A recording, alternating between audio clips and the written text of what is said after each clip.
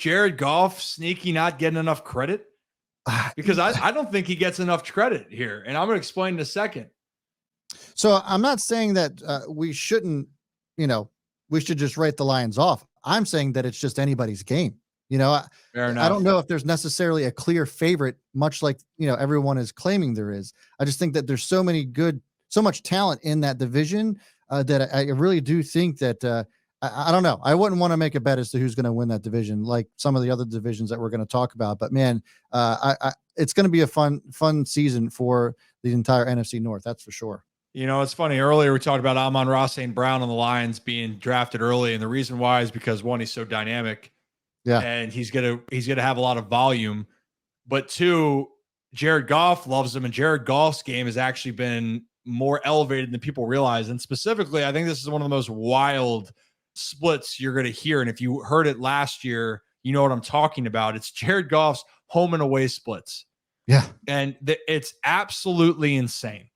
At home last year, Jared Goff threw for over 2,400 yards, 23 touchdowns, and get this, 3 interceptions, compared to just over 1,900 yards, 6 touchdowns, and 4 interceptions on the road. He threw 17 more touchdowns and 1 less interception at home. And there's the stats right there. It's absolutely nuts. And so I think what I love to see with Goff is he didn't let a situation, and going from, especially, that's hard. The Rams trade for Stafford. They go and win the Super Bowl, and they felt like they were a quarterback away and you weren't it.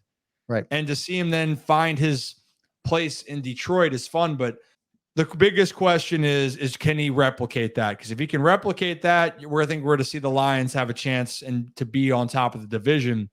But if he can't, like you said, it could just be a wide open division where which young quarterback and or Kirk Cousins can take over. And with Kirk Cousins, like I said, I mean, obviously in big games, he's always been kind of a question mark. Primetime games, we know how he is. And even in playoffs, it's been difficult for him. But I do think that, if they can figure out how to put it all together in the postseason, we talk about this all the time, right? All you need to do is get in the dance. And so I think that the Vikings, they proved themselves last year, obviously.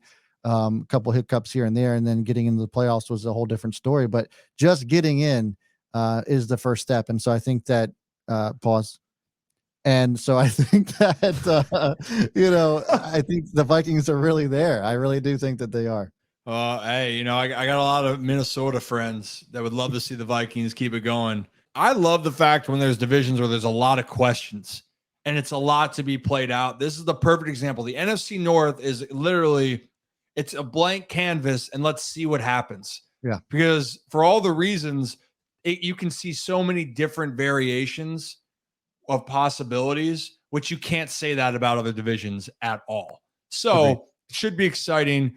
NFC North, also huge Amon-Ra St. Brown guy, by the way. If you have him fantasy, I'm all about him this year.